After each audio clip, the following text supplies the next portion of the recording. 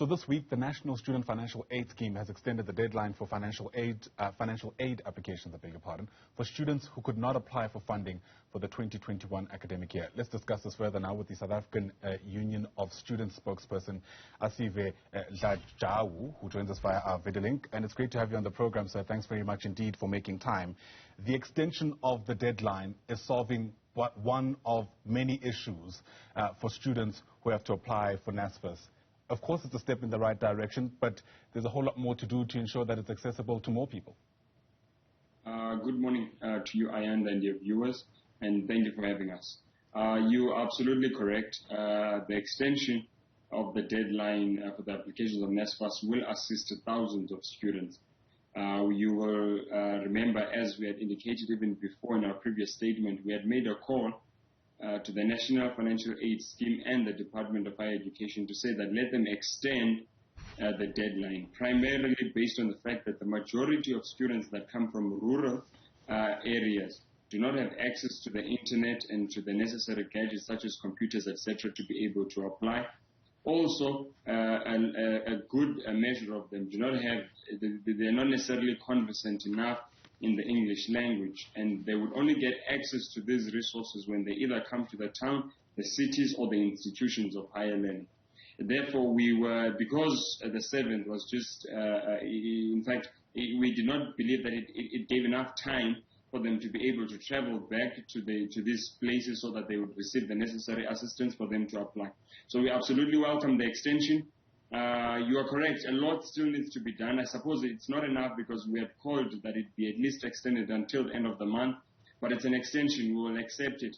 And also we think that NAFAS could have done more and could still do more with the time that is left to reach particularly these areas that I speak about, the rural communities and our townships. The information has not really been sufficiently spread across those areas. So we really think that working with local organizations, NGOs, and local municipality, a lot could be done to ensure that the information gets to them and that they get the necessary assistance for them to be able to apply.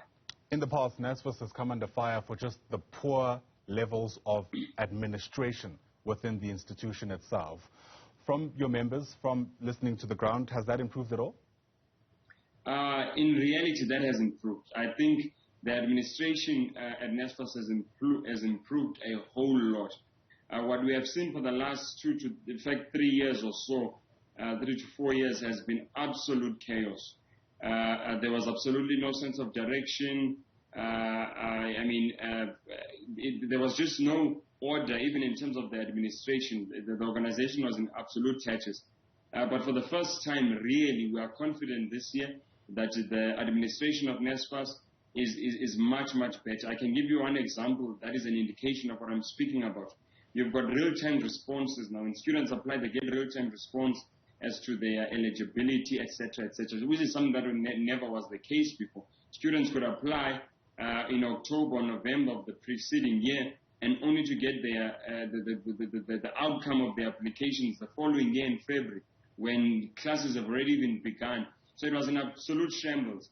So we think they've done absolutely much better in trying to improve that, and I think we welcome that. Of course, there's a lot still that could be done in terms of, because I think the most important thing, a cornerstone that NAFAS should deal with, number one, is how do we improve how do we make NAFAS accessible, especially to those that need it the most, those that would be in our rural communities and in townships, number one. And number two, how do we ensure that the administration is done in such a way that it does not, it's hassle-free, and it's, people, it can be engaged much better, and that it does not have many blockages in the system. So I think those were two things that were not there before, that we are seeing come across now as time goes by, and I suppose that is something that we welcome as a union. Yeah.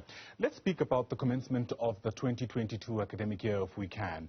My understanding is that the organization that you represent, on the one hand, is asking for contact classes to resume because they haven't been in session for quite some time. But in the same token, you're opposed to mandatory vaccines. Help us reconcile those two seemingly contradictory stances? I don't think they're necessarily contradictory. The first one, I think I must start by saying, as a union, we support vaccinations. We have ourselves been working a lot to encourage students to vaccinate. We're of the view that all students should vaccinate. We're encouraging that all students should vaccinate. And the reason we believe this is that obviously it will help us to fight the pandemic. It will protect our students, but it will also protect their families and societies at large. But number two, we believe that if many students, and hopefully if all of them vaccinate, then that we will get back to class and we'll have contact learning, which obviously has proven to be much better than the blended learning or an online learning. So we want contact classes to resume. Absolutely, we are very vehement on that point. On the issue of mandatory vaccinations, what we are saying, as I've already said before, we support that let students vaccinate. But what we are not going to support is the coercion and the forcing of students. So the students have a right, a constitutional right provided to them by the Constitution to determine whether they want to vaccinate or not. And we say let them not be forced against the spirit of the Constitution, number one. Number two, institutions of higher learning are spaces, inherent spaces of intellectual discourse, debate, and science, where we must persuade each other using science, facts, and reasoning and logic. You cannot then want to use draconian measures to coerce students to vaccinate in an institution of higher learning. Because also, what hope is there for other sectors of society if in an institution of higher learning, university management cannot convince using science and facts their staff and their students to vaccinate? Because, by the way, all of us agree and there is sufficient evidence that seeks to suggest that the vaccine is effective and that the vaccine is absolutely crucial to us fighting the pandemic and getting to some level of normality. So we use that to persuade, do not force them. And then maybe also another point why we do not support the issue of mandatory vaccination. When you take such draconian measures, you only cast aspersions on the credibility and the legitimacy of that which you are seeking to implement. Like, for instance, now, a majority of students, when they are asked about being vaccinated, about vaccine mandates, they are saying, no, they do not want to be forced to vaccinate. So you only contribute further to the hesitancy, and you contribute further to people becoming repulsive towards the vaccination. Yeah, right. Because people are saying, why are we being forced? So we cannot accept that. So it's not necessarily contradictory. And maybe to give you an analogy, me and you, I can agree that it is important for people to go to school and to study, to go to school. I'm speaking about basic education now. But at the same time, we can't agree that people must be beaten to go to school because you can't say that for us to achieve that which we believe is important, we must do something that undermines the very legitimacy and credibility of that which we are speaking about. So this is why we do not support mandatory vaccination.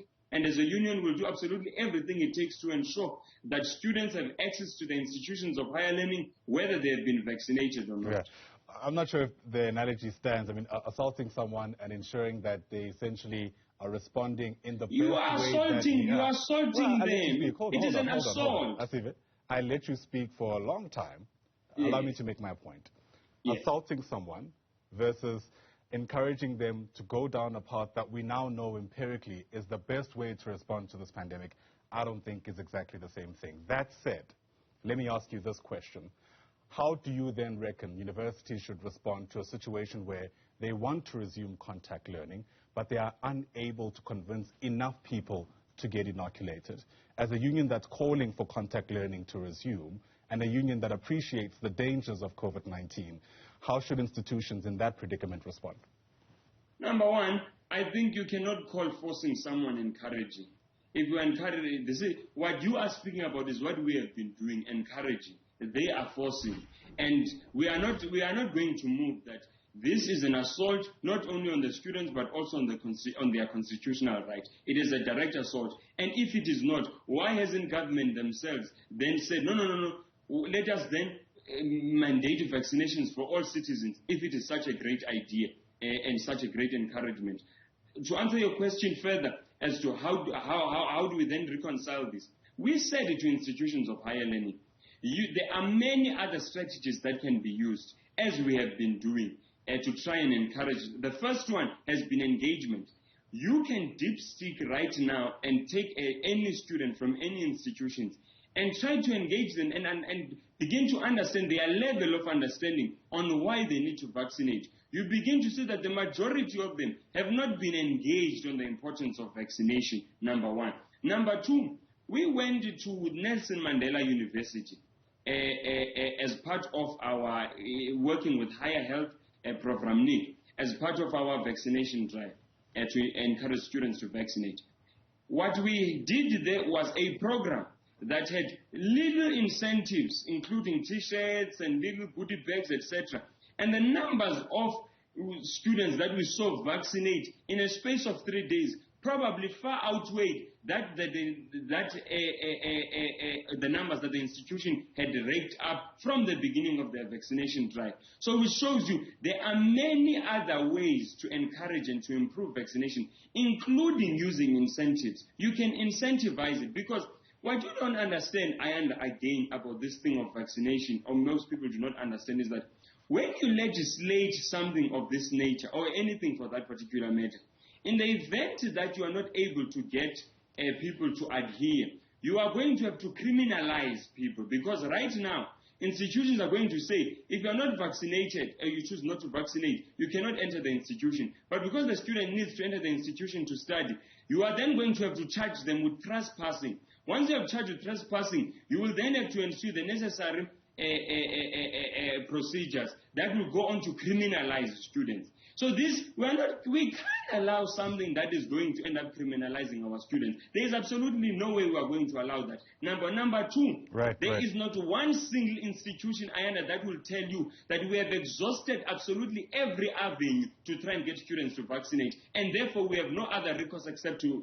mandate them. No institution of all of the institutions that have taken that decision. Right. Well, I'll tell you one thing. Of all the possible incentives that you've suggested, none of them are new. The question then becomes, in what ways will your, throwing your weight behind them make any difference? But that's the time we have for today. Thanks very much indeed for your engagement. And I imagine many people have a lot to say about what you've had to say today. For now, I thank you for your time. Asive Dlanjwa is the spokesperson of the SAWUS. That's a union, of course, that works in the higher education sector.